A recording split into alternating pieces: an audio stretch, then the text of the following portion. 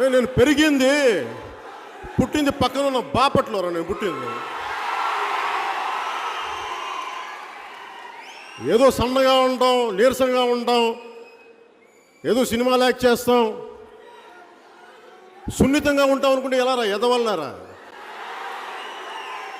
బాపట్లో పుట్టినవాడిని sir. గుడ్డు కారం తినేవాడిరా నేను.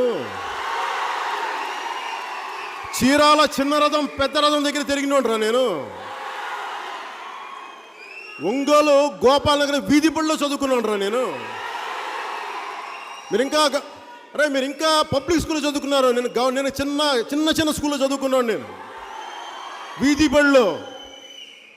కొడకల్లారా, నా భాష తెలుస్తారా మీకు?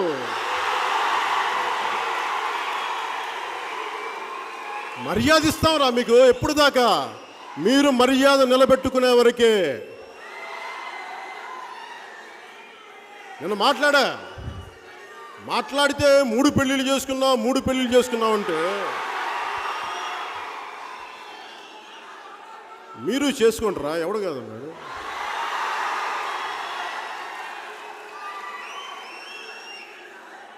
పెళ్లి చేసుకున్న మొదటి భార్యకి మీకు వర్కౌట్ అవ్వకపోతే విడాకులు ఇచ్చి 5 కోట్ల డబ్బు ఇచ్చి, తర్వాత నేను పెళ్లి చేసుకున్న నా రెండో భార్యకి మిగతా ఆస్తి ఇచ్చి,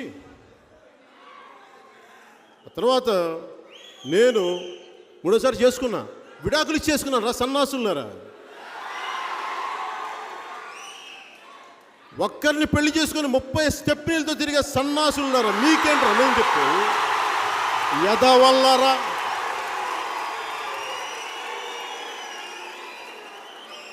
చొక్కా పట్టుకొని ఇళ్లలోంచి బయటకు వచ్చి లాక్ కొడతాం కొడకల్లారా మీకు.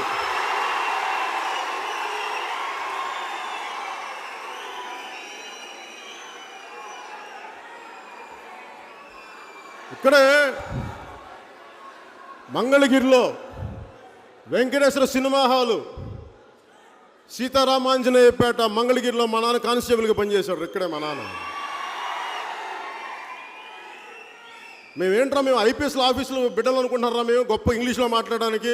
ముత్తకా భాషరా బాబు మాది. సభ్యత, సంస్కారం, మంచి మట్టి మశానం అన్నీ ఉన్నాయని చెప్పి మూసుకు కూర్చున్నాం. ఇప్పుడు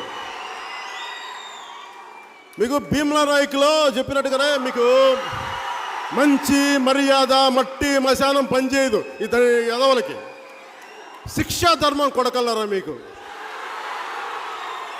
శిక్షా ధర్మం రా మీకు.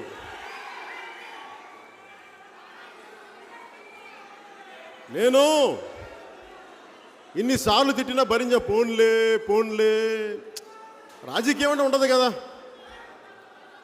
ఒరే ఎదవల్లారా, ఎదవలంటే మళ్ళీ ఇంకొక చిన్న సవరణ. వైసీపీలో ఉన్న అందరని కాదు నా ఉద్దేశం.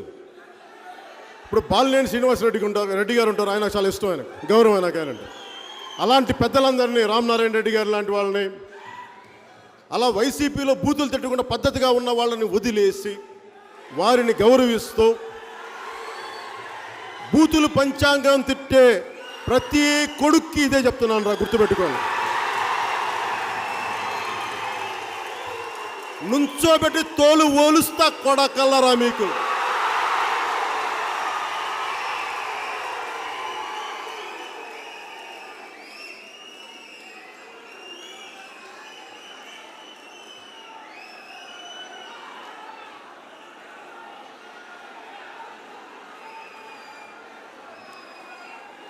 నేను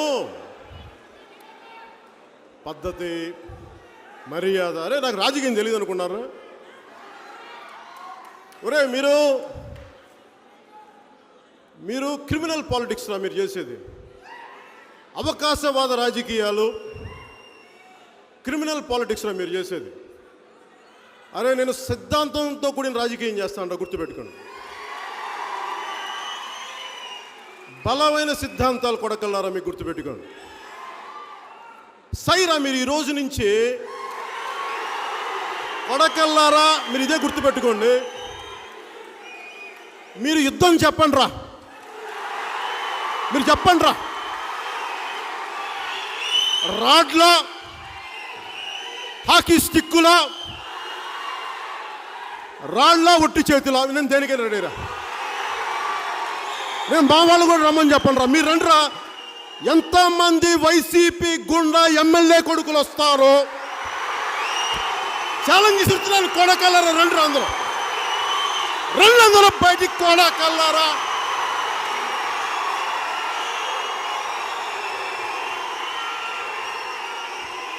తోలు తీస్తాను ఒక్కొక్క నా కొడుకు ఎక్కువ మాట్లాడితే.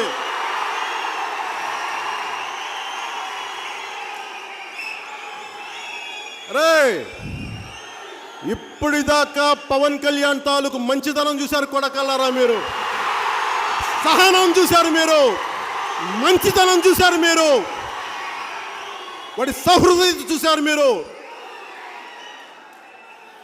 ఇప్పుడు పోలీసులే చెప్పారు కదా బాబు, గౌతమ్ సావంగ్ గారు ఏం చెప్పారు, డీజీపీ గారు, వాళ్ళ భావస్వేచ్ఛని ప్రకటించారు. నేను కూడా నా రాజ్యాంగం, భారత రాజ్యాంగం కల్పించిన హక్కుని, భావ ప్రకటనని ఈ విధంగా నేను కూడా స్వేచ్ఛగా ప్రకటిస్తున్నాను.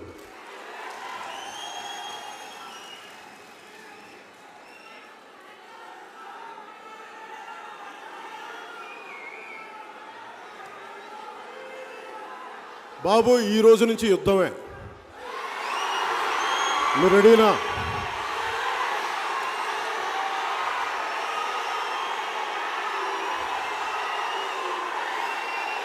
యుద్ధమే. యుద్ధం ఎక్కడి నుంచి వచ్చింది నాకు? కడుపు కాలితే పోరాటం చేసే యుద్ధం నా గుండెల్లో ఎలా ప్రవేశించింది తెలుసా మీకు? నా గుండె చప్పుడైన తెలంగాణ నుంచి వచ్చింది నాకు ఈ పోరాటం.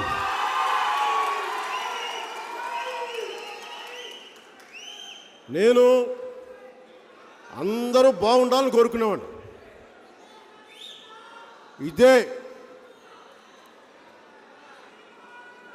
భీమరావు పాడాలో మా శంకర్ గౌడ్, మహేందర్ రెడ్డి గారు, మిగతా నాయకులందరూ మేము అక్కడ ఉండి యూత్ వింగ్ ఆ రోజే తీసుకున్నాను. యూత్ వింగ్ బాధ్యత తీసుకుంటే అప్పుడు పార్టీలో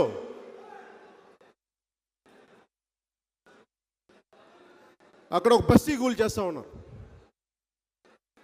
బస్తీ కూల్ చేస్తూ ఉంటే అన్ని చిన్న కుటుంబాలు, 1.5 గదులిల్లు, 2 గదులిల్లు, మహా చిన్నవి.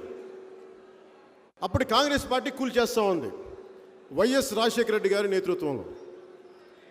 బాధ్యత తీసుకోగానే నన్ను పంపించారు, నువ్వు మాట్లాడాను, నువ్వు వెళ్ళని. నేను వెళ్ళి చూస్తే వకీల్ సాబ్లో ఉండే ధ్వంసం భీమరావు పడాది.